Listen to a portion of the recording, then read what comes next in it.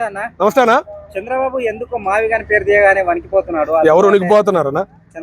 ఎవరు వణికిపోతున్నారు? అమరావతి అనగానే భయపడిపోతున్నాడు. అమరావతి అనే ఒక భయంలో మునిగిపోయాడు మీ జగన్మోహన్ రెడ్డి గారు. అందుకే భయపడిపోతున్నాడు. మళ్ళీ మావిగాని అన్నాడు, అదే మాట మీద నిలబడాలి కదా, ఎలక్షన్లోకి వెళ్తాను అన్నాడు. మళ్ళీ రెండో రోజు విజయవాడ వెళ్ళి, విజయవాడ ఎందుకు ఉండకూడదు రాజధాని, విజయవాడే రాజధాని అంటున్నాడు. మరి ఏం మాటలు మాట్లాడుతున్నాడు, ఏం కాదా ఏంది, దాని మీద క్లారిటీ తెచ్చుకోమను. ఇంకా 3 సంవత్సరాలు ఉంది, దాని మీద క్లారిటీ తెచ్చుకుని రమ్మను. 29 ఏదైనా అవకాశం ఇస్తారు. రప్ప రప్ప అని నేను వాళ్ళు తన్నుకున్నారు చూసావా, రప్ప రప్పలాగా తన్నుకున్నారు జుట్టు పట్టుకుని. అది మీ వైసీపీ పద్ధతి విధానం అనేది ఇప్పటికైనా మారాలి. ఆ టీడీపీ నుంచి వచ్చిన గోండాలను తీసేసి ఒక పార్టీ పెట్టుకోమను, ఒక నాయకత్వం అనేది నేర్చుకోమను, నాయకుడు లక్షణాలు నేర్చుకోమను అని అందరూ అంటున్నారు. అది టీడీపీ నుంచి వచ్చిన గుండాలు అని మీరే అంటున్నారు. అంటే టీడీపీలో ఉన్న వాళ్ళందరూ గుండాలేనా? టీడీపీలో ఉన్న వాళ్ళు గోండాలు కాబట్టి వాళ్ళు తరిమేశాం కదా, వాళ్ళు స్వాగతించారు పనికి మాలిన వాళ్ళు. మీరు వాళ్ళు గోండాలుగా తయారవుతున్నారు, రాష్ట్రాన్ని నాశనం చేస్తారని బాబు గారు తరిమేశారు వాళ్ళని. వాళ్ళు మీరు స్వాగతించారుగా, వాళ్ళు ఎందుకు స్వాగతించారు? మీరు మీదే తప్పు కదా.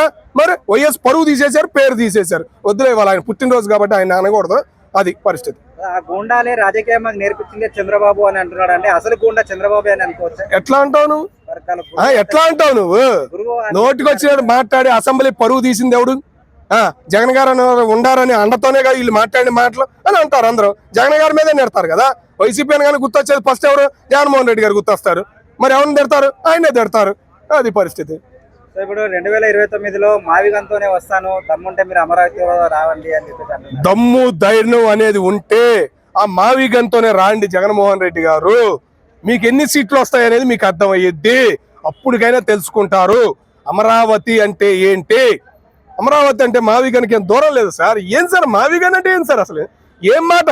రీసెంట్ గా ఎవడో ఫోన్ చేశారు, సార్ మావిగన్ అంటే ఏ బస్సు ఎక్కాలి సార్ అని అంటే అటు చెప్పలేకపోతున్నాడు ఎవడో సలహాదారుడు.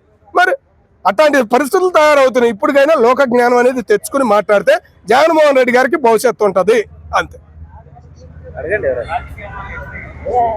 మరి ఇప్పుడు నెక్స్ట్ 2029లో మేమే వస్తాము జగన్మోహన్ రెడ్డి అంటున్నారు. ఎట్టి పరిస్థితిలో అవకాశం లేదు జగన్మోహన్ రెడ్డి గారికి. ఎందుకు ఆ మాట అంటున్నానంటే, ఇప్పుడు కూడా రాజధాని అనేది స్వాగతించట్లేదు. నువ్వు వైజాగ్ మీద ఉన్నా కూడా నీకు ఏదైనా నమ్మకం ఉండేది 29కి. ఇప్పుడు వైజాగ్ అనగానే రిపోర్టర్, సార్ మా వైజాగ్ ఏం చేశారంటే మాట్లాడుకుని వెళ్ళిపోయాడు. ఇప్పుడు వాళ్ళు మొత్తం వాకౌట్ అయిపోయారు. ఇప్పటికైనా అర్థం చేసుకుంటున్నారు. అమరావతిలో జరిగే పనులు చూస్తున్నారు. అభివృద్ధి అనేది పరిగెడుతుంది. కేంద్రం నుంచి వచ్చే రూపాయి ఉపయోగిస్తున్నారు. ఏ రాజకీయ నాయకుడు తినకుండా ఎవడూ చేయడు, కానీ కేంద్రం నుంచి వస్తుంది. మన ఆదాయం కాకుండా కేంద్రం నుంచి వచ్చే ఆదాయాన్ని రాష్ట్రానికి ఉపయోగిస్తున్నారు. మోడీ గారి సహకారం ఉంది. మోడీ గారు వేసిన రాయి అది పూర్తి అయ్యిద్దనే నమ్మకం మాకుంది. చంద్రబాబు పరిపాలనలో అక్రమ అరెస్టులు తప్ప అభివృద్ధి అంటూ లేదని చెప్పేసి అంటున్నారు. అక్రమ అరెస్టులు అక్రమ అరెస్టులు ఉంటే ఉండారు చూసావు. ఈ బిత్తర బ్యాచ్ ఒక్కడు బయట ఉండేవాడు కాదు. అర్థమవుతుందా? ఒక్కడు మాట్లాడేవాడు కాదు. అదే మీరు తెలుసుకోవాలి. మాట్లాడే విధానం అనేది ఉండాలి. నేను మాట్లాడతా, గట్టిగా మాట్లాడతా, 4 క్వశ్చన్లు వేయగలుగుతా. నీ దగ్గర క్వశ్చన్ లేదు, ఆన్సర్ లేదు. ఏదో మాట అంటావు, దొరికిపోతావు, ఏడబెట్టుకోవాలో తల అర్థం కాని పరిస్థితి నీది. ఇంకేం మాట్లాడతావు చెప్పు. ఇప్పుడు సమస్యలు ఉన్నాయి. నిరుద్యోగ భత్యం ఉన్నారు, అడుగుతున్నావా? ఆ మహిళలందరూ 1500 వేస్తున్నారు అన్నారు, అడుగుతున్నావా? ఏం అడగలేకపోతున్నావు. అసెంబ్లీకే రావట్లేదు. నిన్న వెంకయ్య నాయుడు గారు అన్నారు, మేము ముగ్గురం పార్లమెంటును దడదడలాడిచ్చాం. నాయకుల లక్షణాలు కదా, నాయకుడు నిజమైన నాయకుల లక్షణాలు ఉండాలి. అవి నేర్చుకోండి. ఒక నాయకుడిగా ఎదగాలనేదే అందరూ కోరుకునేది. నీకు వైఎస్ రాజశేఖర రెడ్డి గారి బుద్ధులు ఒక్కడే కనపడుతున్నాయి నీకు. ఆయన అసెంబ్లీకి వచ్చాడంటే ఎంత కామెడీగా ఉండేది, ఎంత దడదడలాడిచ్చేది. మరి అది చూడు, నువ్వు వెళ్ళి కావాలంటే టీవీ పెట్టుకో, పాతయని చూసుకో, నాన్నగారు ఎట్లా మాట్లాడారు ఏందనేది అవగాహన తెచ్చుకో. అసెంబ్లీకి వెళ్ళు, ఒక అవగాహన వచ్చిద్ది. అది RRR భయపడ్డారు అని చెప్పి రాలేదని కొంతమంది అంటున్నారు. ఎన్నెన్నో మాటలు వస్తున్నాయి. RRRకి నువ్వు భయపడుతున్నావా? మరి అర్థం చేసుకోవాలి. అందరూ అదే అనుకుంటారు. పరువు తీస్తున్నారయ్యా. ఇప్పటికైనా మారి అసెంబ్లీకి వెళ్తే మీకు ఒక చరిత్ర ఉంటుంది. అంతే. జగన్ గారు సీఎం సీట్ కోసం పోరాడుతున్నారా, లేకపోతే ఏపీ ప్రజల భవిష్యత్తు కోసం పోరాడుతున్నారా? సీఎం సీట్ కోసమే. మళ్ళీ ఆశ పోయింది. తెలంగాణలో సీఎం అవ్వాలని ఆశ ఉంది కాబట్టి ఈ మాటలన్నీ వస్తున్నాయి. అంతే. ఆయన మొదటి ఆశ 2 రాష్ట్రాలు కలిసి ఉన్నప్పుడు తెలంగాణ, హైదరాబాద్ సీఎం, ఎందుకంటే ఆయన పుట్టి అంతా మొత్తం అంతా ఇక్కడే కదా, కాబట్టి ఏడు అవ్వాలి వాళ్ళ ఫ్రెండ్స్ సర్కిల్లో అని ఆశపడ్డాడు. అది కుదరలేదు. అందరూ ఎక్కిరిస్తున్నారని చెప్పి ఒకసారి సీఎం అవుదామని మోడీ గారిని పట్టుబట్టాడు. కాబట్టి 2019లో గెలిచాడు. మళ్ళీ 24లో ఓటమి చూశాడు. అంతే. సో ఇప్పుడు ప్రశ్న రావణ్ అనే వ్యక్తి ప్రశ్నించడం వల్లనే తనని అరెస్ట్ చేశారని అంటున్నారు.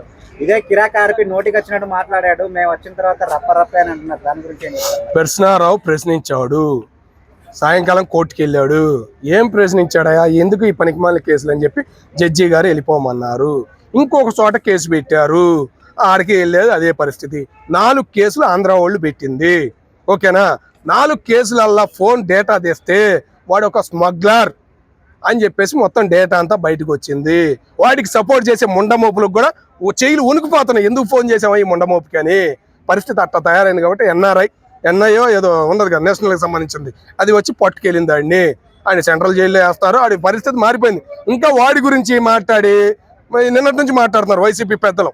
మాట్లాడి చండాలం అవుతుంది తప్ప ఏం లేదు. మరి ఏం ప్రయోజనం ఉంది? ఇప్పుడు మాట్లాడాల్సిన టైం ఎప్పుడు? ఆయన ఫస్ట్ రోజు కోర్టుకు తీసుకెళ్ళినప్పుడు మాట్లాడాలి. ఆ రోజు ఏం మాట్లాడారా? మాట్లాడలేదు. మరి ఇప్పుడు మరి కిరాక్ ఆర్పి అంతకంటే ఎక్కువగా దారుణంగా మాట్లాడతారు కదా. ఎప్పుడు మాట్లాడాడు? ఏం మాట్లాడాడు? కేసు పెట్టలేవా? ఇప్పుడు ఎవరో పవన్ కళ్యాణ్ గారు ఒక్కడినేనా? అరే ఇను ఇప్పుడు పవన్ కళ్యాణ్ గారు ఏమన్నారు? ఎవరైనా చండాలంగా మాట్లాడినా నీచంగా మాట్లాడినా కేసులు పెట్టండి అన్నారు. రీసెంట్ గా ఆమె ఎవరు, ఆమె పేరు ఏదో ఉంది, పిల్లకి అన్యాయం జరిగింది 2017లోనే 18లో జగన్మోహన్ రెడ్డి గారు చేస్తా అన్నారు, వీళ్ళందరూ చేస్తానో చేయలేదు. ఆమె వెళ్ళింది, కేసు పెట్టింది. పవన్ కళ్యాణ్ గారి మీద కేసు పెట్టింది. నీకు దమ్ముంటే కిల్లా మీద పెట్టు, అందరి మీద పెట్టు. ఇప్పుడు దాకా ఒక కేసు వచ్చిందా? ఎంత అయింది? ఇప్పుడు 4 రోజులు అయిపోతుంది. ఒక్కడైనా పెట్టాడా? మాట్లాడే విధానం ఉంటది. కిల్లారు ఎందుకు మాట్లాడాడు? రోజా మీద కానీ మిగతా వాళ్ళ మీద ఏం మాట్లాడు? వాళ్ళు మాట్లాడే మాటల విధానం మీదే మాట్లాడాడు. కొడాలని గురించి ఎప్పుడైనా కిల్లర్ మాట్లాడాడా? మరి రోజా మాట్లాడిన విధానం చూసే వాళ్ళు మాట్లాడాడు. దానిలో తప్పేముంది? ఏదైనా కానీ మాట్లాడే విధానం ఉండాలి.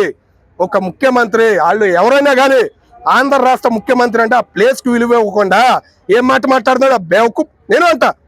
మరి అనాలి, అట్లాంటి వాడిని క్షమించాలంట. అంటే ముందు బూతులు తిట్టి తర్వాత క్షమించమంటే వదిలేయాలి యాదవులు మేము? మరి ఎప్పటికైనా తెలుసుకుని అవగాహన పెట్టుకుని మాట్లాడాలి. వాళ్ళు పదవుల్లో ఉండారు. ఒక ఎమ్మెల్యే కానీ ఏదైనా గెలిచిన పదవుల్లో ఉండ విలువ ఇవ్వాలి. వాళ్ళకున్న ప్లేసులకి విలువ ఇవ్వాలి. వాళ్ళని తిట్టుకునే పర్సనల్ నువ్వు తిట్టుకో, కానీ మీడియా ముందుకు వచ్చి నోటికి వచ్చిన మాట్లాడితే ఎట్లా? చూసుకోవాలి కదా మరి.